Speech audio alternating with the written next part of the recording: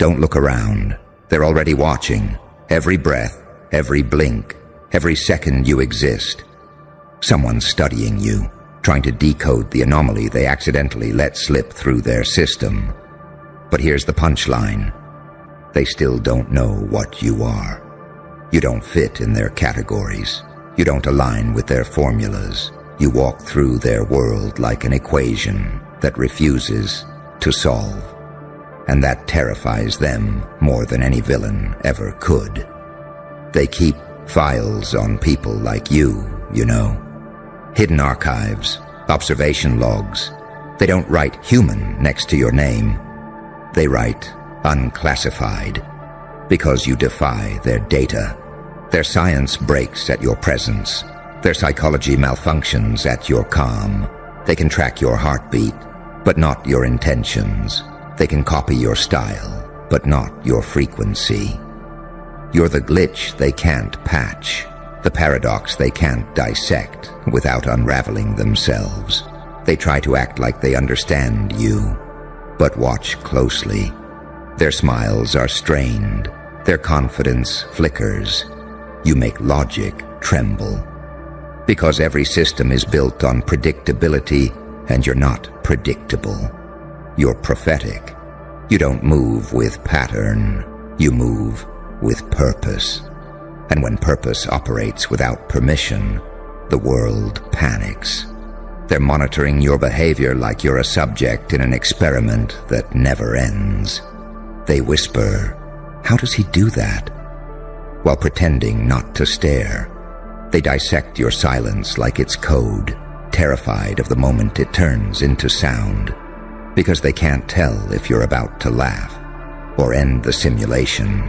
They label you strange, different, unstable. But those are just the words the blind use when they see lightning for the first time. They call you dangerous because you're unmeasurable. They call you mysterious because you don't explain yourself. But that's the beauty, isn't it? You stopped needing validation the moment you realized curiosity is the highest form of fear. They're not studying you out of admiration. They're studying you out of survival.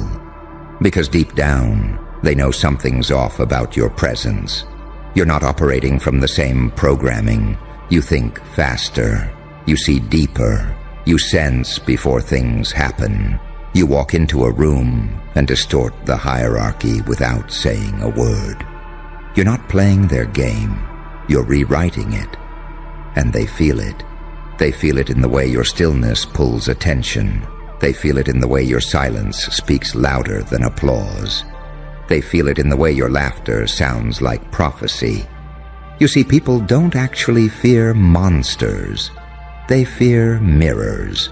You reflect everything they've buried, their cowardice, their conformity, their craving for control. You hold up the truth like a blade, and they flinch every time. They tried to categorize you as too much, too intense, too unpredictable.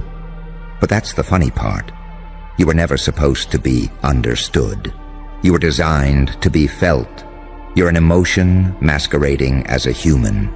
You're a consequence wearing a grin. You're the experiment the lab lost control of. They thought they could contain you by watching you. But the more they stare, the more the illusion breaks. Their surveillance becomes surrender. Because the moment you're observed, you adapt. You don't just evolve under pressure. You feed on it. You make anxiety look like ritual. You turn scrutiny into spotlight. You made exposure your camouflage. They'll never understand how you keep surviving storms you weren't supposed to walk out of. They'll never grasp how you keep laughing through sabotage, smiling through betrayal, breathing through chaos. That's what makes you alien to them. Your resilience isn't learned, it's inherited. It's coded in your bloodstream. You are born immune to collapse. They've built entire systems to monitor the exceptional. Cameras, records, rumors. But none of it works on you because you don't perform for attention. You weaponize it.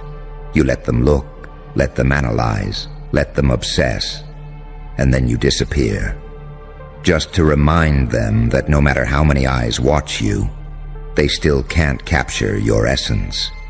You are both the signal and the static, both the storm and the silence before it, both the question and the correction. You've become something they can't categorize, too divine for data, too dangerous for diagnosis.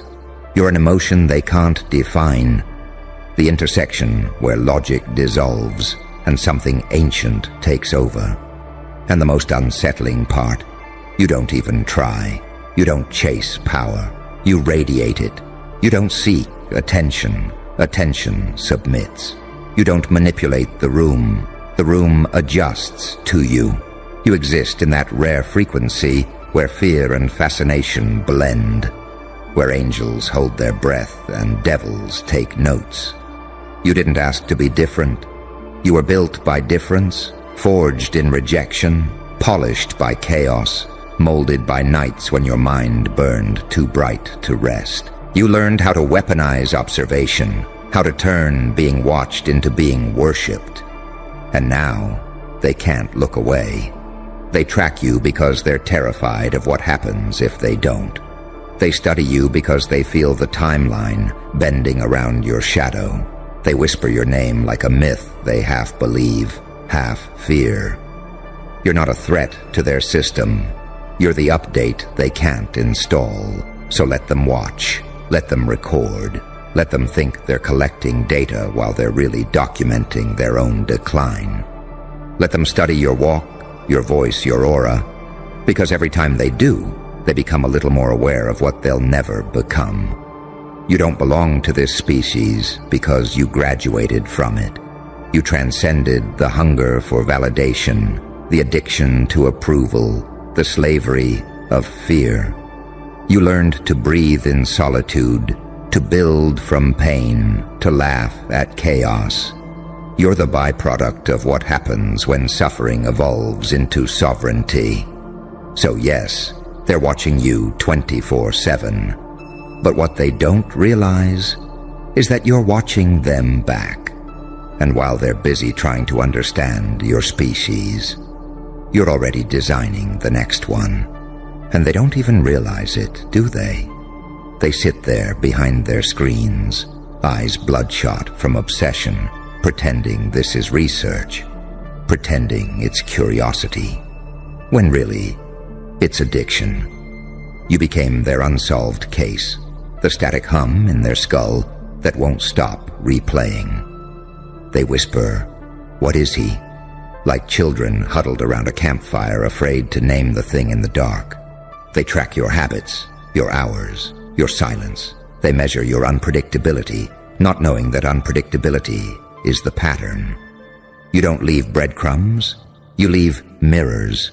Every time they think they found a clue, they're just staring back at the reflection of their own obsession. They think they're collecting information, but you're the one gathering intel on them.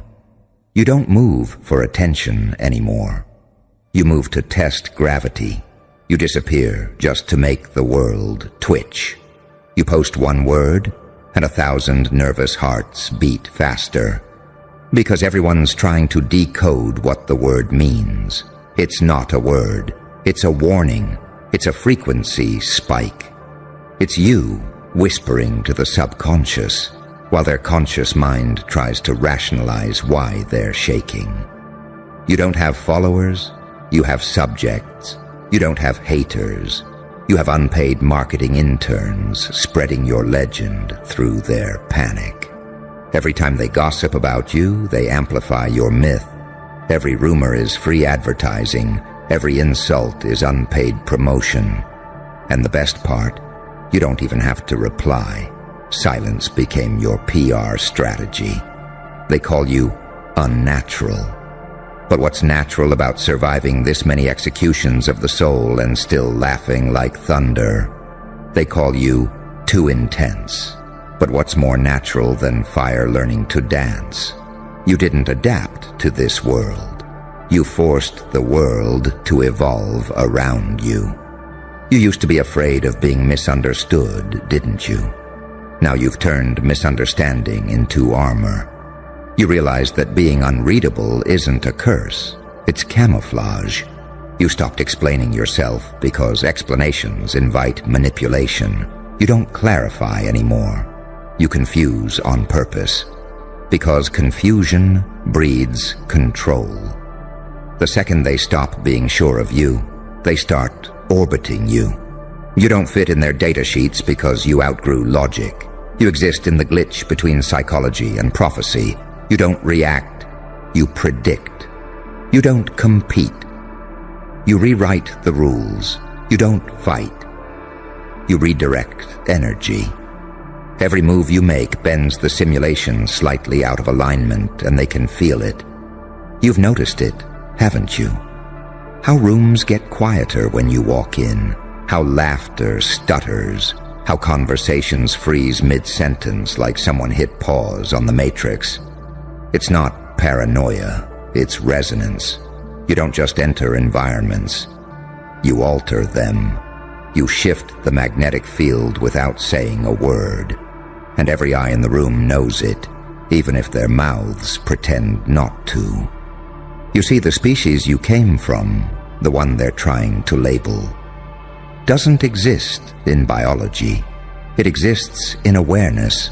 It's born in moments of disillusionment, when the veil between perception and truth tears open, and you're the only one who doesn't look away. You're part prophet, part weapon, part warning. You're the bridge between what humanity pretends to be and what it secretly fears becoming. You are what happens when pain learns pattern recognition, when trauma develops taste, when heartbreak learns geometry.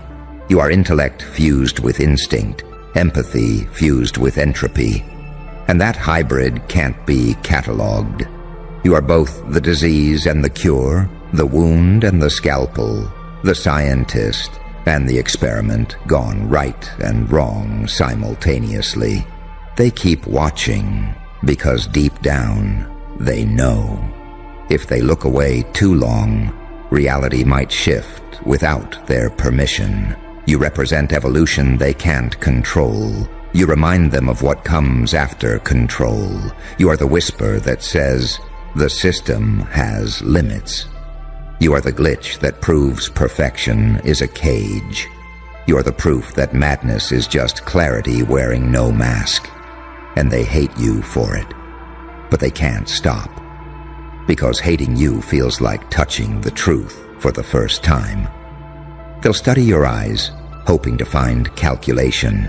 They'll find compassion instead, the kind that terrifies them, because it's not performative, it's surgical. You see too much. You care too deeply. You understand too quickly. They call that dangerous, because empathy in the wrong hands is a weapon, and yours are steady. They'll study your smile, looking for ego. They'll find irony, the realization that the joke has always been on them. They'll study your words, looking for meaning. They'll find mirrors, reflections of what they never wanted to see in themselves. They'll study your movements, looking for rhythm. They'll find ritual, precision so natural it feels divine. They don't know that every step you take is choreography, written by chaos itself. That every pause, every tilt of your head, every moment of silence is calculated to make the world stutter. You live like a magician who's forgotten his own tricks. The performance became your nature. You've learned that attention is the new currency, and you are inflation incarnate. Every second someone stares at you, you grow stronger. You drain fascination like power. They don't realize they're feeding you. You've become their mirror and their monster, their inspiration and their insecurity. You're not the villain. You're the verdict. You're not mysterious. You're mathematical. But the equation is too divine for their syntax. You're not crazy. Your clarity misinterpreted as danger. And so they watch, from screens, from shadows, From behind fake smiles and half-swallowed envy, they analyze your tone, your silence, your aura, trying to catch the ghost in motion. But you're not in motion. You are motion. The event they can't replicate, the anomaly they can't contain. They don't understand that they're not watching a person. They're watching an epoch, a turning point, a breach in the ordinary. You are evolution disguised as defiance. You are the next iteration of what consciousness becomes when it stops begging to be loved. So let them stare, let them record, let them whisper your name like a warning and a wish.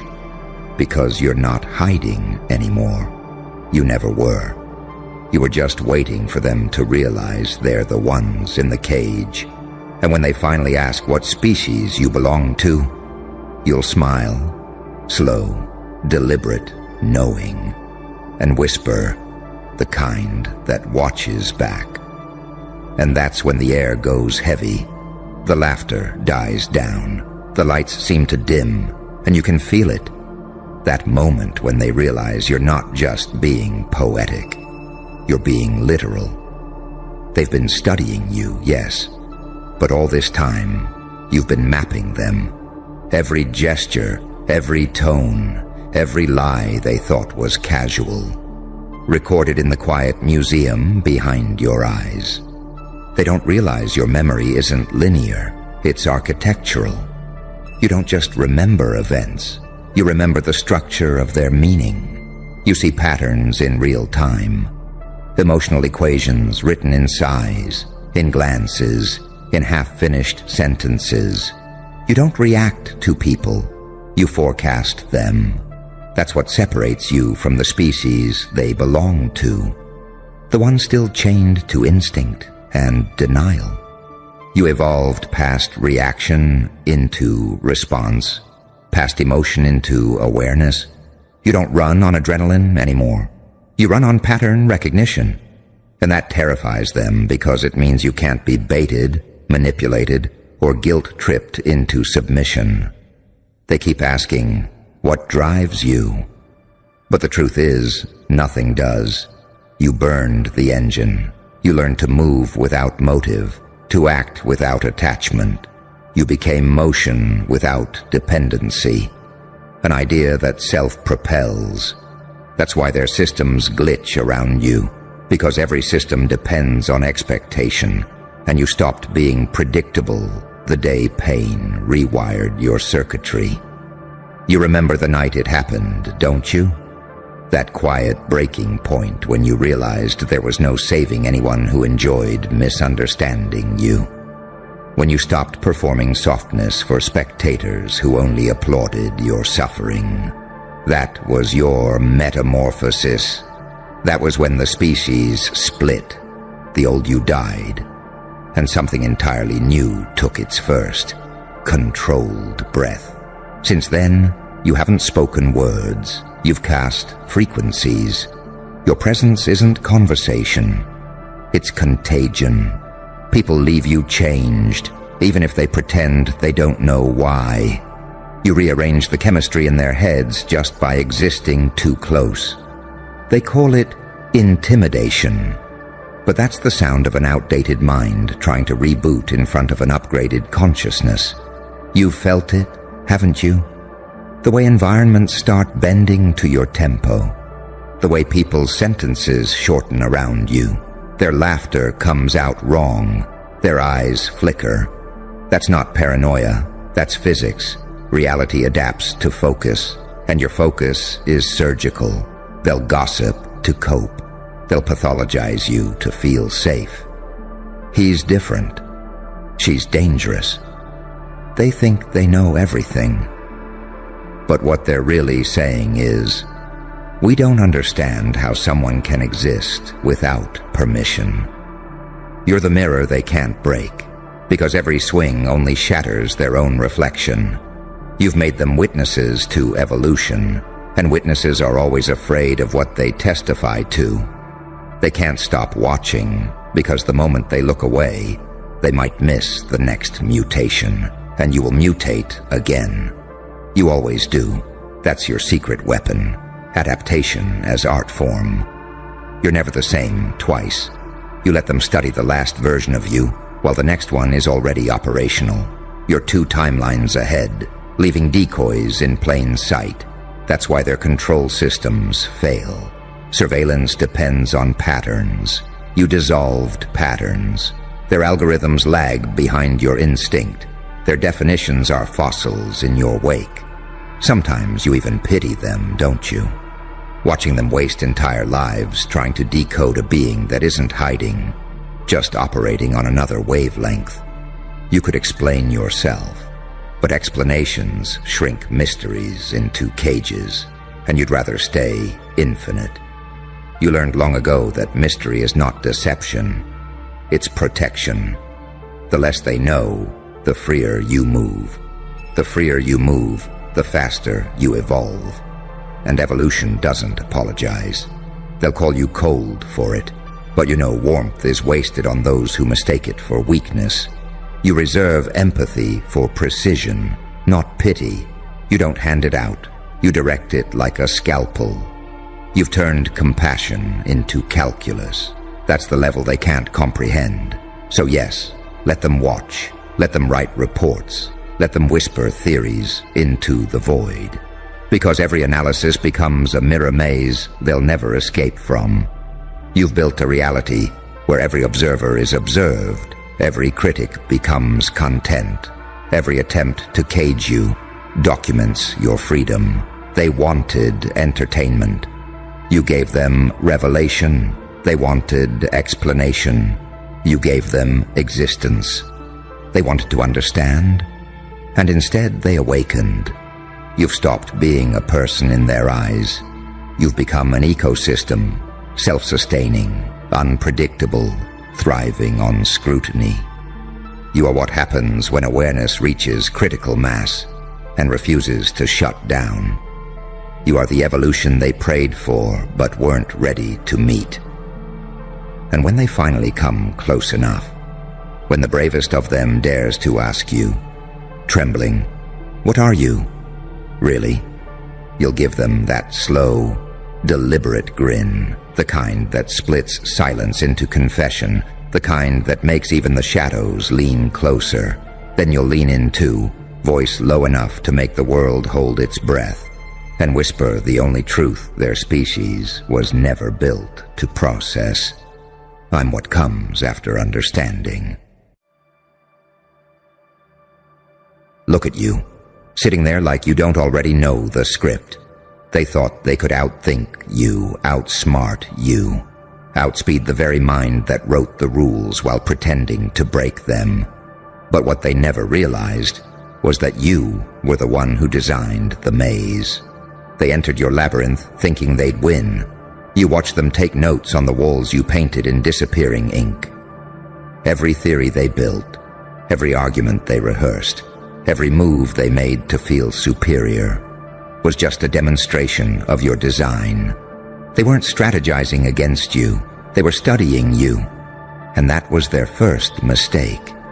See, you don't think like them. You think around them. You're not part of the logic loop. They're trapped inside it. You authored the glitch that keeps them up at night, rewinding conversations, replaying losses, whispering to themselves that maybe, just maybe, you saw something they didn't. You did.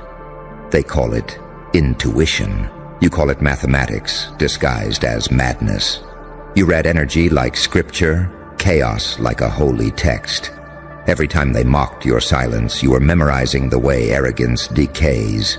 Every smirk, every insult, they fed your archive. Because what they don't understand is that you're not driven by ego. You're driven by evidence. You don't just observe patterns. You become them. You let people believe they're reading you, all while you're rewriting their programming mid-sentence. You study tone, tension, micro-reactions. You track the ghost of emotion hiding behind logic. You've learned that the human mind is a script written by fear, and you've mastered how to edit it live. That's why they can't predict you. You're both the variable and the equation, both experiment and observer, both scientist and specimen, and in that paradox, your power lives. They call you manipulative, but that's just projection from those who can't handle how transparent they really are. You see the architecture behind their masks. You know which words will build them up, and which will make them collapse in real time. You know which silence will make them beg for meaning. You know that truth isn't what's said. It's what trembles between sentences. You've been accused of being heartless, but that's only because your empathy evolved into something surgical. You don't feel for everyone. You feel through everyone. You can walk through another person's psyche like it's an abandoned cathedral, touching memories that don't belong to you, hearing their buried screams in the echo. That's not insanity. It's awareness they can't survive at. They wanted to play chess, but you built the board, weighted the pieces, and wrote the rule book in invisible ink.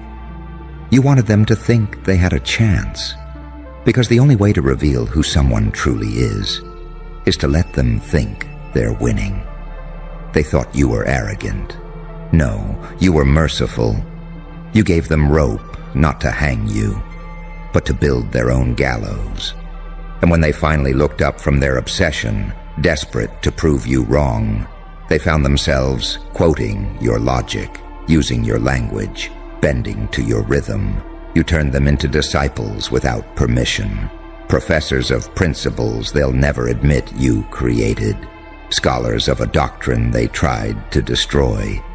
And the best part? You didn't have to expose them. They exposed themselves. Every time they tried to trap you, they discovered a law they couldn't override. Every time they tried to decode you, they rewrote their own limitations. Every time they tried to destroy you, they stumbled into revelation. Because you didn't come here to fit in their little hierarchy of intellect. You came here to rewrite it. You came to show what happens when consciousness wakes up inside the simulation and starts hacking its own code. They call it coincidence. You call it control. They call it luck. You call it leverage. They call it danger. You call it destiny. See, the truth is, they never stood a chance. You weren't one of the players. You were the architect. You placed every mirror, every contradiction, every illusion perfectly. You let them chase reflections while you rearranged the light. You are the law they tried to outsmart, the silent statute written in instinct, carved in pain, enforced by chaos itself. And that's the final irony, isn't it? They thought you were unpredictable, but the universe has been following your formula since the beginning. Now they're standing in classrooms and corporate offices, whispering theories that all trace back to you. They quote the ghost of your logic and call it innovation. They mimic your detachment and call it confidence. They study your madness like a sacred text, because somewhere deep down, they know what you are. A storm pretending to be a man. A scientist pretending to be insane. A paradox so perfect that it terrifies order itself. You didn't just outthink them, you out-evolved them. You made their entire system obsolete.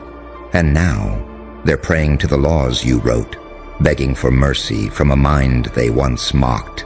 So go on, smile that smile that scares the honest and seduces the wicked. Because in the end, every genius is just a criminal who understood too much. And every fool who tried to outsmart you, just another unpaid intern in the university of your madness. And the irony, oh, the sweet irony, is that they still think it was a fair game. They still cling to the illusion that this was a duel of intellects, a clash of equals. But deep down, they know. They felt it, that cold, surgical precision every time you looked at them, like you weren't looking at them but through them. You didn't study people. You dissected patterns. You didn't argue ideas. You rearranged dimensions. They tried to debate you in public, and you let them. You let them bask in their little moment, parading confidence that cracked the second your silence stretched too long. That silence, your weapon, sharper than any rebuttal, heavier than any proof. Because silence in your mouth doesn't mean absence. It means calculation. It means you're letting the universe finish the equation for you. They thought you were quiet because you were unsure. But your quiet was the storm inhaling. You see, intelligence isn't about what you say. It's about what you see before it's visible. And you saw every thread long before they realized they were part of a web. They thought they were weaving, but you were the spider and the architect and the poison in their overconfidence. You never chased recognition because power doesn't need applause. It just needs awareness. You became fluent in contradiction, the saint who knows sin better than the sinners, the demon who understands light because he once wrote it into code. You turned pain into data, betrayal into signal, chaos into compass, and they mistook your patience for weakness. Fools. They measured intelligence in words per minute, not worlds per thought. They tested IQ, you tested reality. They sought validation, you sought truth. And truth doesn't perform for claps. It performs autopsies on lies. You watch them crumble under their own masks. People so obsessed with being the smartest in the room, they didn't realize you built the room to study them in. They chased trends, theories, philosophies, all while unknowingly orbiting your gravity. You became the black hole of their intellectual ego, silent, consuming, inescapable. And when they finally thought they had you cornered, when they rallied, rehearsed, and prepared their final argument, you smiled. Because you knew there's no winning against someone who's already accepted every outcome. You play with inevitability, you weaponize surrender. You've seen every ending before the story begins. That's the secret, isn't it? They think intelligence is prediction. You know it's remembrance. You're not seeing the future. You're remembering it. You've been here before, in 100 mirrored timelines, refining your precision until the present became your playground. And that's what terrifies them most, that your genius doesn't come from thought. It comes from memory, from something older, ancient. The way you read people like algorithms written in emotion, the way you predict chaos before it breathes. It's not logic, it's legacy. You carry a knowledge the modern world forgot how to name. You are instinct polished into intellect, madness tempered into method, divinity compressed into density. And they feel it. Even the arrogant ones, especially the arrogant ones. They'll joke, they'll mock, they'll label you crazy, paranoid, too deep. But every time they're alone, their minds replay your words. They try to disprove you in their heads, but the proof keeps whispering back. He was right. You don't just outthink people. You haunt them. Your logic lingers in rooms long after you leave. You turn conversations into mirrors people can't look away from. You force realization through reflection. And that's why they fear you. Because deep down, they know your genius isn't an act. It's an infection. You make people remember parts of themselves they buried to survive. You trigger the truth like a trauma response. You drag honesty from their throats like confession under duress. That's not intellect, my friend. That's divinity misdiagnosed as danger. And here's the cruel part. The deeper you go, the lonelier it gets. Because no one wants to admit the higher your awareness, the colder your altitude. They envy the view, but they can't survive the oxygen.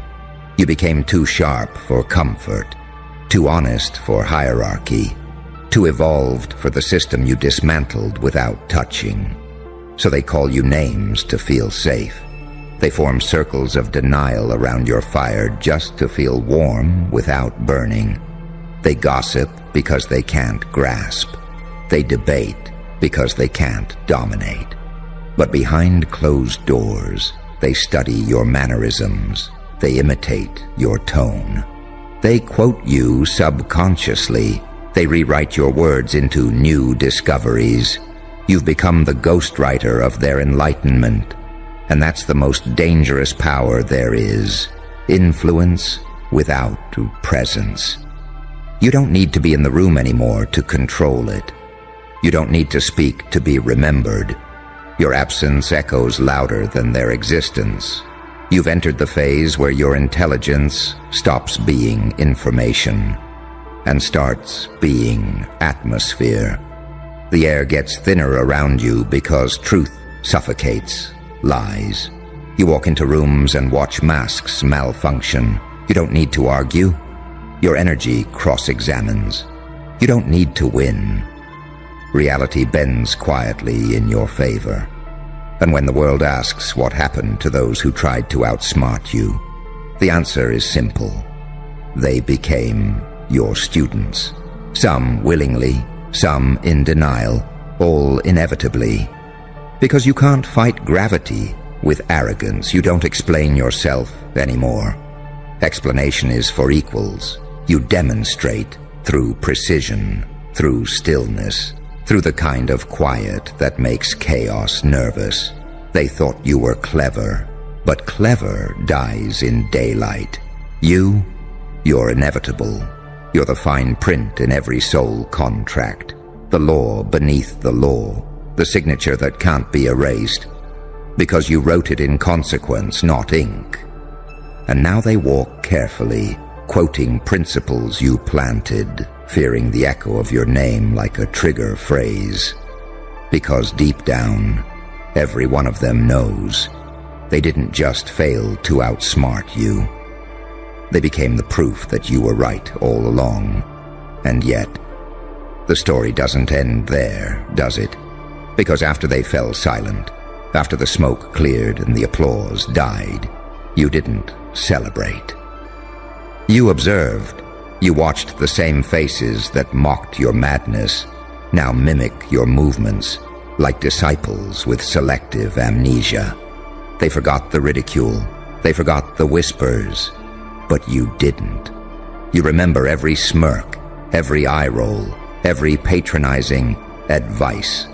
You remember how they tried to dissect your motives like a frog in a classroom, not realizing you were dissecting their souls in return. They tried to study your intelligence as if it were mechanical. But intelligence born from pain doesn't follow procedure. Yours was engineered in collapse, built in nights where sanity was optional and silence screamed louder than sound. They studied logic. You studied suffering. You took every heartbreak, every betrayal, every humiliating downfall and mapped it like a war strategist reading a field of ghosts. You don't just understand the human condition, you own it. Because what is intelligence, really, if not pattern, recognition born from agony? And what is power, if not control over what once broke you? They think you're dangerous because you don't flinch anymore. Because you look at the things they avoid and see blueprints where they see endings. You turned every scar into an equation, every failure into a feedback loop, every loss into leverage. That's why they can't stand next to you. They can't withstand the frequency. You operate in silence levels that fry weaker circuitry. You're not emotional anymore. You're elemental. They want to decode how you move, but your rhythm isn't built from routine. It's built from revelation. You're what happens when someone sees too much and learns not to blink. You read minds without trying, not because you're psychic, but because you've seen enough patterns to know how people loop their own destruction. You see it before it unfolds. You taste betrayal before it's spoken. You feel tension before it forms. And that unnerves them more than any outburst ever could. They expected you to explain yourself. You learned that explanations are for people who need permission to exist. They expected you to fight for understanding. You realized that mystery is a stronger weapon than proof. And now, look at them. The same ones who once thought they could humiliate you are now humbled by you. The same ones who said, "You think too much," are now quoting your philosophies to sound profound. They mock what they can't measure, then mimic what they can't master. It's a cycle, and you let it play out like theater. Because you learned the truth early. Genius doesn't seek revenge. It records it. You don't clap back. You archive. You let time testify. You let the universe replay your patience like a prophecy fulfilled. You let their own patterns build the case you never had to argue. And in the end, every critic becomes evidence. Every betrayer becomes bibliography. Every fool becomes footnote. That's how you built your empire. Not on validation, but on vindication. Not on proving you were right, but on watching time prove it for you. You became the author of inevitability, and oh, they hate that. They hate that they can't provoke you anymore. That their chaos no longer gets a reaction. That their gossip dies in your silence. Because when your awareness reaches a certain altitude, conflict becomes comedy. You don't even get angry anymore. You get analytical. You don't raise your voice. You raise your vibration. They wanted to play chess, remember. You became the algorithm that renders the game obsolete. Now when they talk about you, it's in hushed tones. Because your name doesn't just symbolize rebellion anymore. It symbolizes precision. You are what they secretly want to become, but can't without dissolving everything false within them. And that's why they resent you. Because you remind them of the cost of truth. You remind them that genius isn't gifted. It's purchased with pain, with isolation, with exile. They don't understand that to see the pattern, you have to stand outside it. To master the game, you have to walk away from it. To write new laws, you have to be willing to break the old ones without apology. And you did. You broke them quietly, systematically, spiritually.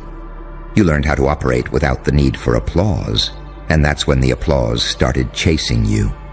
Now people study you the way scientists study anomalies, not to understand, but to contain. Because you've become something else entirely. You've become a phenomenon, a shift in how people perceive possibility. You made intelligence look like prophecy. You made madness look like design. You turned unpredictability into a discipline. And the world isn't built to handle that kind of mind. They label it dangerous because it exposes their limitations. They call it arrogance because it mirrors their insecurity. They call it chaos because it doesn't bow to their control. But beneath all their labels, all their nervous laughter and subtle jealousy, lies a quiet truth they'll never admit out loud. They learned more from losing to you than they ever did from winning against anyone else. Because your mind doesn't destroy, it reveals. It shows what's hollow, what's weak, what's borrowed, what's fake. You don't argue with lies. You let them collapse under your consistency. You don't fight stupidity. You let it self-destruct trying to understand you. That's why the system fears you. You don't rebel against it. You render it irrelevant. You were never meant to blend in. You were meant to bend reality around your insight. You were never meant to be liked. You were meant to be remembered. And that's exactly what's happening. Even your silence is archived. Even your pauses are studied. You've become a syllabus for survival, the unwritten law they now cite as scripture. So let them keep pretending they're decoding you. Let them host panels and podcasts about understanding complex minds. Let them analyze your behavior, quote your contradictions, and pretend they've caught up. Because every time they try to define you, you evolve again. Every time they think they've mapped your chaos, you redraw the cosmos. Every time they think they've cornered your logic, you change dimensions. You are not in competition with them anymore. You are in orbit, and they're still on the ground, pointing telescopes at your trail, whispering your name like a myth they can't prove, but can't forget. That's the price of brilliance, isolation in plain sight. You don't walk among them, you haunt them. You exist between thought and thunder, between genius and godhood. And when they ask one day how you did it, how you saw the patterns, how you knew the outcome before it began, you'll just smile that quiet, unbothered smile and whisper, I didn't outsmart them. I simply remembered what they forgot.